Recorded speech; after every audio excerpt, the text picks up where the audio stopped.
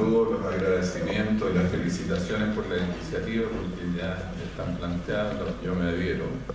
Tengo que decir que hablar al último es un privilegio, porque los antecesores ahorran. Pero es un tema complicado, porque el tiempo se agota. ¿Cuánto tengo? 20 minutos. Bueno, ustedes me escucharon, algunos de ustedes probablemente, hará 2 años que yo inauguré el año académico y les traje una propuesta acerca del proyecto neoliberal. Y en esa intervención yo les planteé que la Armada de Chile jugó un rol clave en los acontecimientos que llevaron al golpe de Estado en 1973, no solamente desde el punto de vista operativo, no solamente en términos de la conspiración, que incluyó acciones terroristas planificadas por el alto mando naval, en coordinación, por ejemplo, con el Movimiento Nacionalista Patria y Libertad, sino que en proveer a ese movimiento con insumos muy potentes, sobre todo en términos de lo que yo denomino, junto con mis colegas de mi proyecto Fondes y Actual, el proyecto de sociedad que se va a comenzar a instaurar a partir de la consolidación del régimen militar.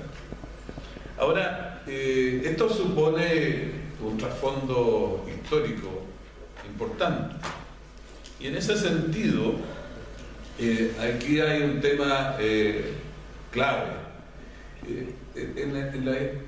En los estudios que hay, disculpen, yo suelo distraerme con facilidad y sí, que hay sobre las Fuerzas Armadas, la impresión es que, tal vez por tamaño, ¿no?, el sesgo es fundamentalmente con respecto del ejército. Sin embargo, a mí me parece que es el momento, es un imperativo, es imperativo dar una mirada más cercana al rol que ha jugado la Armada de Chile, no solamente en el episodio que culmina en 1973, sino que a lo largo de un periodo que yo propondría comienza a gestarse durante el gobierno del presidente Balmaceda. La Armada de Chile jugó, como todos saben, un rol fundamental, ¿no?, en el quiebre de fines del año 1890 y en el desenlace de la guerra civil. Y a partir de esa constatación es que uno va estableciendo ciertas continuidades. Entonces, cuando a nosotros nos corresponde evaluar el rol que han jugado oficiales de la Armada en estos acontecimientos de más de un siglo, o de casi un siglo, es que tenemos que plantearnos algunas preguntas y algunos pasos metodológicos. Entonces, en ese sentido, yo les voy a plantear 2 temas. Uno, el rol de oficiales en la gestación del movimiento que se inicia en la década de 1950, de construcción de una propuesta monetarista neoliberal. Y, en segundo lugar, el trasfondo, ¿no?, de esa construcción en términos de la formación de los intervinientes más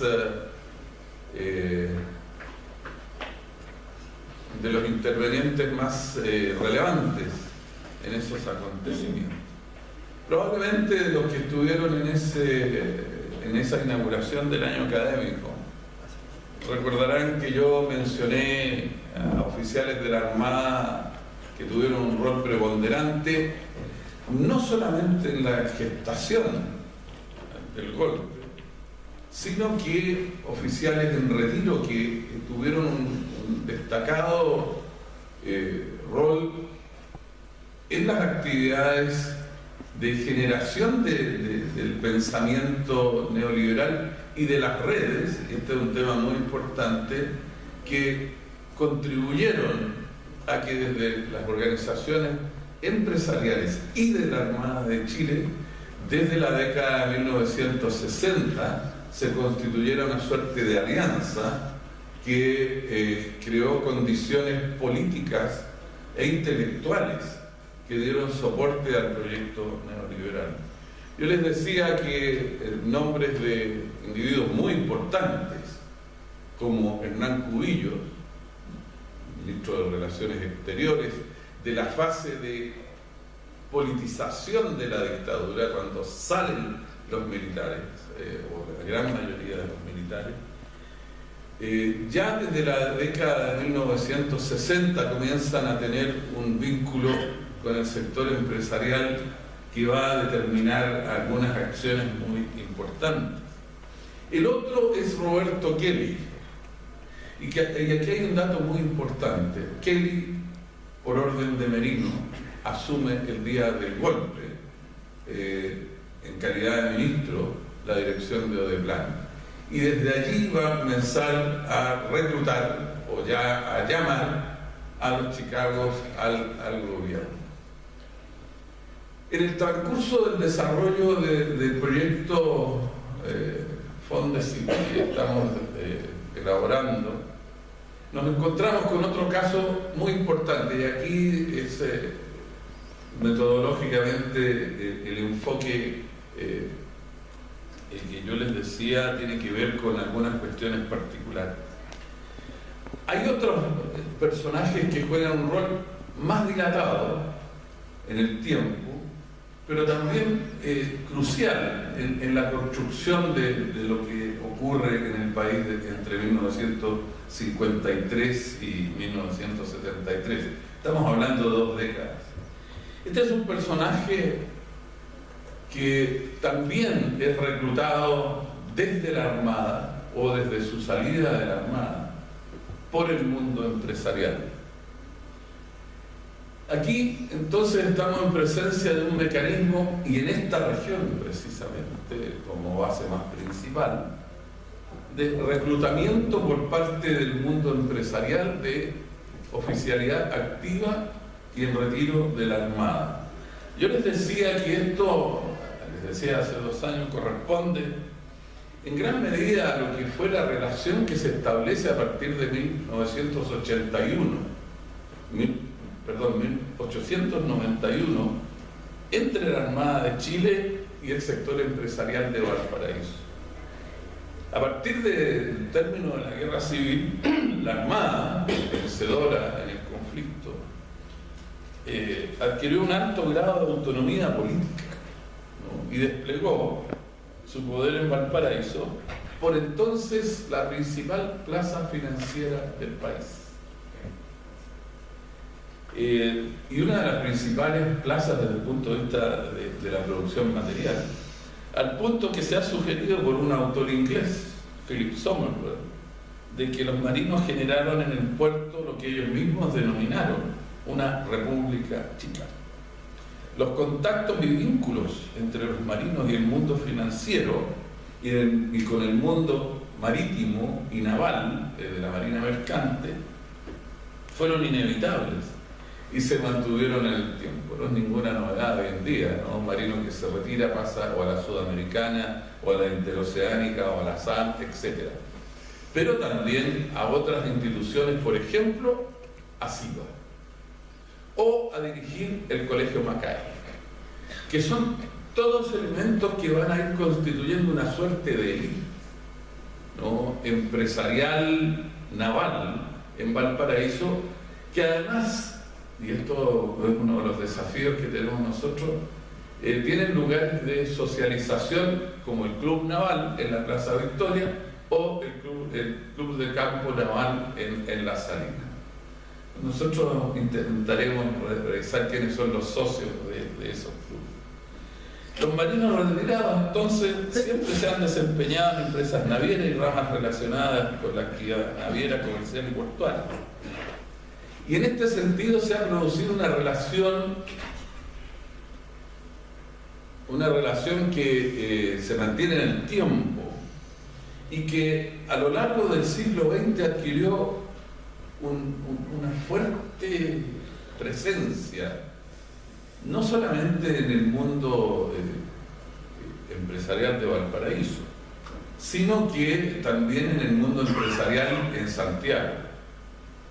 Hombres de negocio siempre estuvieron manifiestamente interesados en desarrollar contactos con los oficiales de la Armada. Por ejemplo, en 1924, cuando hay un evidente quiebre entre la Armada y el Ejército, a propósito del movimiento militar, los oficiales de la Armada no están de acuerdo con los planteamientos de Ibáñez y de Grove, no están de acuerdo con la regulación de los conflictos laborales, no están de acuerdo con la intervención del Estado, no están de acuerdo tampoco en línea gruesa con el proyecto industrializador. Ese es un movimiento fundamentalmente del Ejército, ¿no? Los marinos tienen otra visión del desarrollo del país, que es fundamentalmente liberal y que media entre el Ejército y la Armada es Agustín Edwards, el Agustín Edwards de entonces, Agustín Edwards McClure. Y al respecto, otro Edwards, Joaquín Edwards, en un libro, una novela que yo se la recomiendo, El Roto, trata de explicar el porqué de esta relación y cómo se fue conformando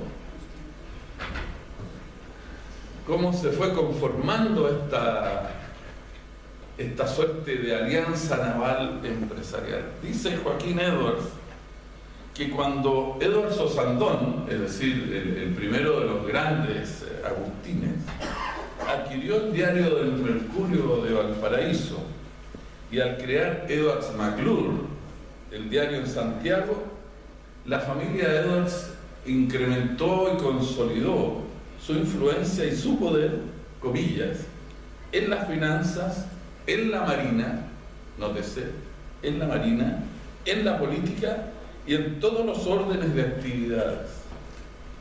Y agregó Joaquín Edwards Bello que el ingreso de jóvenes de la clase media a un imperio como ese se hizo irresistible. Si ustedes piensan que yo creo que los marinos son arribistas, sí, lo pienso, desde el punto de vista económico y también desde el punto de vista social. El poder de absorción de la rama de los Agustines Edwards, este Joaquín Edwards, tiene algo de magia. Los empleados más morenos se mimetizan como camaleones. Física y mentalmente asimilan los rasgos duros y metódicos de los bancarios Edwards. Como se recordará de esa charla que yo les ofrecí, el Mercurio reclutó desde temprano a los graduados que retornaban de Chicago y a los oficiales que dejaban la Armada de Chile como cubillos o como ¿qué? La empresa del Mercurio, no el diario. Cubillos sí al diario y a la editorial Lord Cochrane. Ojo, importante, el Mercurio creó una editorial en la década de 1960 que fue muy exitosa en difundir el pensamiento liberal. Kelly se fue a un criadero de pollos en San Bernardo, pero él mismo dice que simultáneamente trabajaba para Edwards en informaciones y conexiones a través de la Cofradía Náutica del Pacífico Sur con los oficiales de la Armada en activo. Hay otro personaje importante que les decía yo, que es Eugenio Heiremans. Eugenio Heiremans estuvo en la Escuela Naval en la década, fines de la década del 30 y comienzos de la década del 40, y sus compañeros fueron los mandos que secundaron al almirante Merino en la conspiración y en la concreción del golpe. Gente como Ismael Huerta, gente como Patricio Carvajal. Esto está en la lista de egresados que publica la Armada de Chile, que está en una página web, no voy a abundar sobre ello. Y Heiremans juega un rol muy importante en lo que yo he denominado la reestructuración del empresariado a partir del momento de la amenaza del populismo ibañista. En 1953 hubo una suerte de golpe de Estado al interior de la SOFOFA. La dirigencia que venía de la década de 1930 fue eliminada y fue reemplazada por una nueva generación que se propone la reestructuración de la entidad, su ampliación, la ampliación de su rol a nivel nacional y el desarrollo de lo que hoy día podríamos denominar al interior de la SOFOFA de una think tank, en donde se va a convocar a personajes muy importantes de la derecha chilena, de la vida nacional, a charlas permanentes y a estudios que después van a contar con la presencia de los Chicago Boys. Heilemans pasa de Asimet en 1952 a la SOFOFA y en ese momento del cambio generacional es uno de los vicepresidentes de la entidad. En esa condición además crea otro organismo que es muy importante en la difusión de lo que en ese momento podemos denominar el monetarismo, que todavía no entra en la fase ideológicamente pura del neoliberalismo, que es ICARE, el Instituto Chileno de Administración Racional de Empresas. Hay una suerte de complementariedad entre SOFOFA y ICARE, y que lleva a que el frente empresarial vaya adquiriendo una característica muy diferente a lo que había sido hasta entonces, en una relación de cooperación con los gobiernos, con las políticas de desarrollo hacia adentro.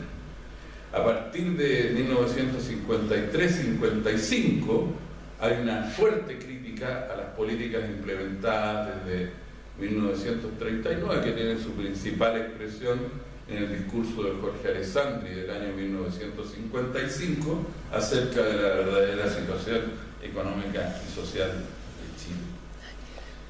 Para resumir, Arturo Fontena Aldunate, exdirector del Mercurio, dice que Heilemans, junto con los empresarios Ernesto Ayala, el segundo hombre de Jorge Alessandri, y Hernán Briones, presidente de la Fundación Pinochet, consolidaron con los años un grupo muy cohesionado que más tarde, durante el régimen militar, fueron los principales promotores y defensores de la libre empresa y apasionados defensores del libre mercado y del gobierno militar. La trayectoria de Heilemans entonces plantea algunos temas importantes, ¿no? Y que es seguir la trayectoria de estos individuos que de la Armada de Chile pasan al mundo empresarial. Ese es uno de nuestros objetivos. Seguir la trayectoria de los que fueron cadetes en la década del 30, saber qué leyeron, quiénes los instruyeron, quiénes los educaron, no solamente en la escuela naval, sino que también en la academia de guerra, y cuáles son los contactos que se dan a ese nivel. Nuestras fuentes para ello son complejas, pero hemos recurrido a los boletines de la SOFOFA, a las memorias y relatos de Merino, Carvajal, Ismael Huerta, cuanto Marino haya escrito a sus recuerdos, pero también en las memorias de actores importantes de los sucesos entre 1967 y 1973. Luis decía, esa es una época compleja, ¿no?, para el mundo militar. También lo plantea mejor en términos de los movimientos sociales. Y hay memorias muy importantes de Fontaine Aldunate, de Fontaine Ernesto, uno de los Chicago más importantes, pero también de los testimonios que han ido dejando los Chicagos y que están en estos momentos depositados en el Centro de Documentación de la Universidad de Finisterre. Joaquín Fernández, que es el director de ese centro, es uno de los co-investigadores del proyecto Fornes. Lo otro es la revista de Marina. Y en ese sentido es que nosotros hicimos el viaje retrospectivo. Voy a citarles 3 hitos de lo que son los momentos importantes de expresión de... Primero, la huelga marítimo-portuaria de 1903. Esa huelga hace sonar las campanas de alarma para la guarnición naval de Valparaíso en la medida que las compañías navieras sudamericanas y la Pacific Steam Navigation fueron incendiadas. Eso va a tener un correlato con la represión que se va a desatar contra el movimiento sindical marítimo-portuario con ocasión del terremoto de 1906. No solamente se fusiló a los ladrones y a los saqueadores, sino que también a algunos dirigentes marítimos. En segundo lugar, otro momento importante es la definición de la construcción del puerto de Valparaíso. En ese momento, Jorge Montt, que había sido presidente después de la Guerra Civil, es el hombre fuerte de la Armada aquí en Valparaíso y determina la locación del nuevo puerto. Hay un libro que nosotros publicamos el año pasado, lo voy a referir a eso porque el tiempo se me está yendo.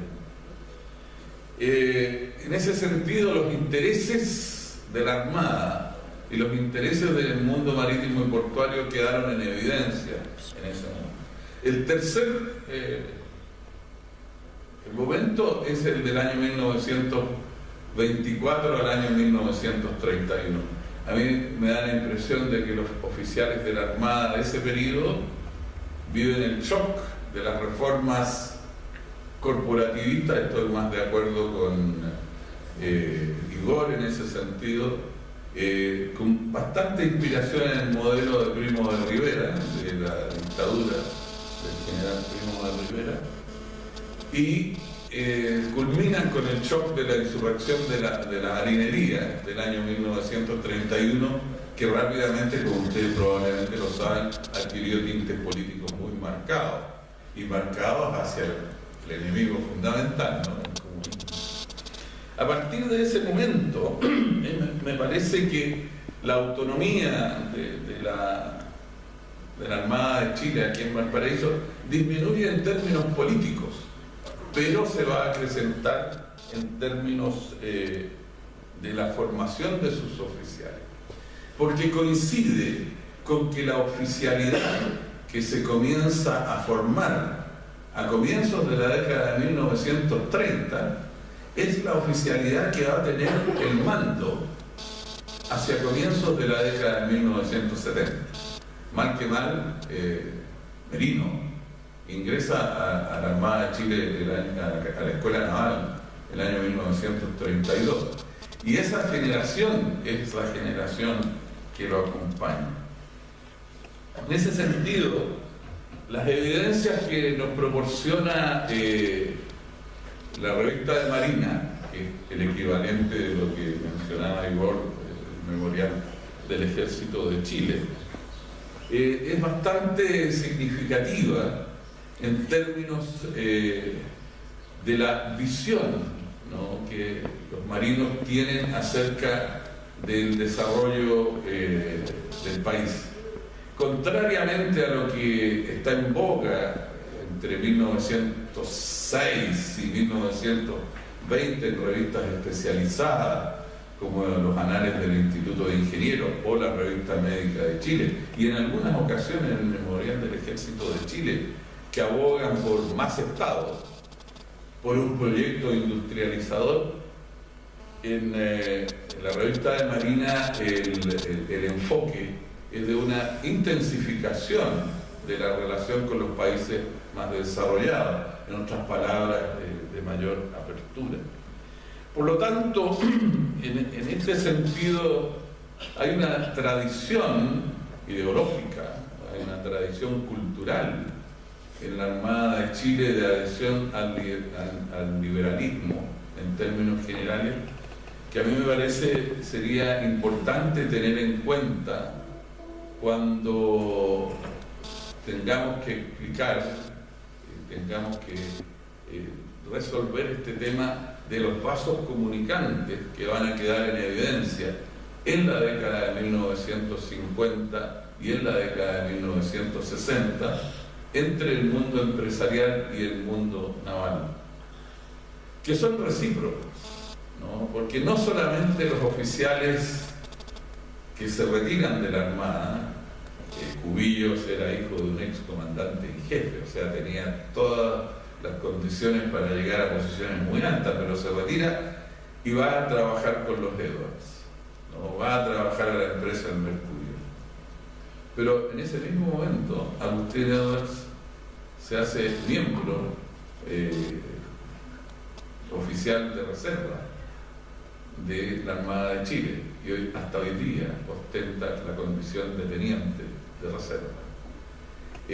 Aquí hay una relación de los más liberales de los liberales con esta institución que me parece es uno de los elementos importantes para explicar por qué en esta ciudad, cuna del liberalismo, ¿no?, se ha dado esta relación que fue tan determinante, no solamente en eso, no solamente en ese vínculo, sino que, por ejemplo, en el funcionamiento de algunas instituciones que fueron estratégicamente importantes en la entronización del pensamiento neoliberal más extremo en el país, como fue la Fundación Adolfo Ibáñez, actual Universidad Adolfo Ibáñez. Ustedes probablemente recordarán algunos que con la reforma universitaria del año 1967, la Escuela de Negocios Adolfo Ibáñez fue sacada de la Universidad Católica y estuvo hasta 1973 en condición de entidad autónoma. Sin embargo, a partir de 1973 es incorporada a la Universidad Federico Santa María, que en 2 años de la dictadura se convirtió también en uno de los bastiones educacionales de la Armada de Chile. Por lo tanto, los elementos que explican la cercanía, la adhesión, la militancia, podríamos decir, de la Armada de Chile con el liberalismo son de diversa naturaleza, vienen desde los intereses pecuniarios hasta las cuestiones ideológicas.